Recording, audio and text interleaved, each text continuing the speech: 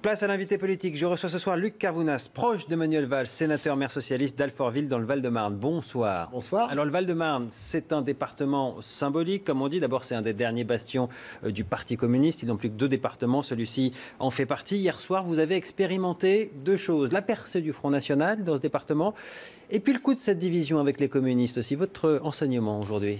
Vous avez raison, percée du Front National dans plusieurs cantons, notamment dans 3 où on aura au deuxième tour un combat UMP-FN, et où parce que la gauche, malgré l'appel que nous avions avant le premier tour, les socialistes départementaux lancés, notre division a fait que nous avons été sur 5 cantons sur 25, dont ces 3 que je viens d'évoquer, totalement rayés de la carte dès le premier tour.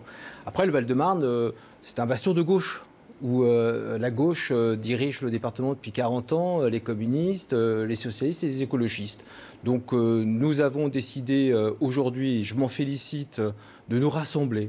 Et dimanche prochain... avec les communistes? Avec les communistes, avec les écologistes, les radicaux de gauche, les représentants du mouvement de Jean-Pierre Chevènement. Nous allons tous nous rassembler et avoir des binômes de gauche. Pour que les communistes puissent garder la présidence de ce département, c'est ça l'idée? Pour que nous fassions le barrage à la droite et à l'extrême droite. Vous l'avez dit, je suis le maire d'Alfortville. Je n'ai pas envie que mon département demain soit dirigé par une UMP triomphante pour voir la casse du service public et voir mettre en œuvre une autre politique. Parce que la gauche et la droite, ce n'est pas la même chose. Vous voyez bien quand même, puisque vous parlez d'une autre politique, qu'ils la réclament, vos administrés, cette autre politique, puisque l'UMP arrive en tête dans de nombreux cantons, le Front National aussi dans certains. Et là, vous êtes en train de dire, circulez, il n'y a rien à voir, on va faire un barrage, on va se mettre d'accord avec ceux qui nous tapent dessus toute l'année, que sont les communistes et en l'occurrence Europe Écologie Les Verts. Comment vous expliquez ça aux électeurs locaux? Non, on réaffirme ce qui est l'ADN de la gauche sous la Ve République. La gauche, elle gagne quand elle se rassemble. C'était l'enjeu du premier tour. Malheureusement, on ne va pas le redire et redire. On ne va pas regarder tout le temps le rétro. Aujourd'hui, on est à l'entre-deux tours et on souhaite faire en sorte que nous gagnions dimanche prochain dans le plus de départements possible. Ce n'est pas circulaire, il n'y a rien à voir. Le message, nous l'entendons. Ce que nous avons vu d'abord et avant tout, c'est que la campagne que nous avons menée a permis de mobiliser nos avec électeurs. Qui vous alliez un peu partout. Aujourd'hui, il y a eu un accord annoncé en Seine-Saint-Denis. Demain, apparemment, dans le Val-de-Marne, vous nous l'annoncez sur ce plateau. Vous leur demandez quoi comme contrepartie? Vous vous rangez à notre politique, à la politique de votre ami, Manuel Valls? Parce que visiblement, ils ne sont pas tout à fait prêts quand même à ça. Hein. Alors, Manuel Valls, c'est mon ami, certes, mais il est avant tout le chef de la majorité. Et ce que nous nous sommes dit aujourd'hui avec les communistes, comme avec les écologistes, c'est cette volonté commune qui nous a rassemblés à chacune des élections départementales précédentes, celle de faire de manière collective et intelligente des politiques en direction de celles et ceux qui en ont besoin. Vous le savez, le département du Val-de-Marne est un département populaire d'1,4 million d'habitants qui a des attentes importantes en matière de logement.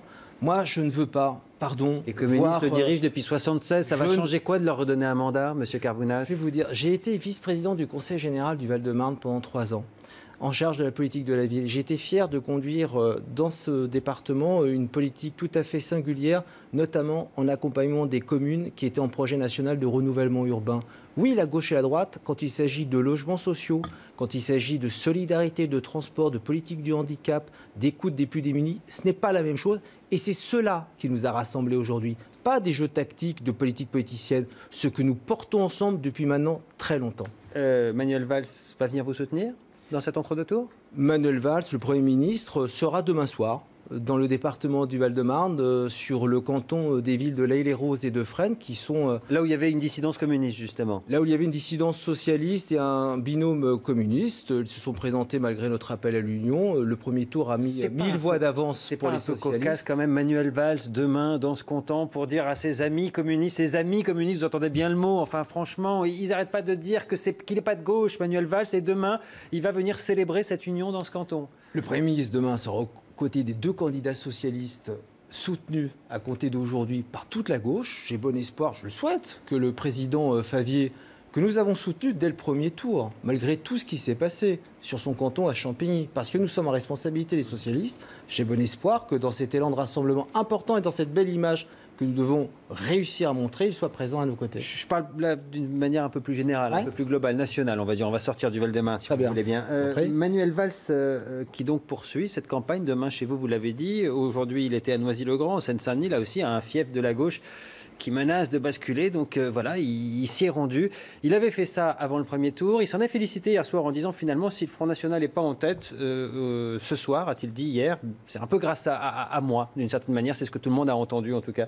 Il a raison de nationaliser ce scrutin alors que semble-t-il, il y a quand même un message national justement contre le gouvernement en place, contre le sien en l'occurrence et contre François Hollande. Preuve a été démontrée qu'en tous les cas, la nationalisation de ce scrutin par le président de la République, quand il nous a dit que nous devions aller chercher chaque voix une par une donnée aujourd'hui au Front National, malheureusement, et par la campagne menée tambour battant, et tant mieux. Et c'est très bien de le voir, le chef de la majorité, mouiller ainsi la chemise. Et on le voit dans les territoires, dans la réaction de nos concitoyens lorsqu'ils échangent avec lui, avec les candidats. Quelques élus locaux qui disent on se passerait bien de sa visite parce que franchement, c'est simple, il y a un calcul à simple à faire. Il a visité 10 cantons avant le premier tour.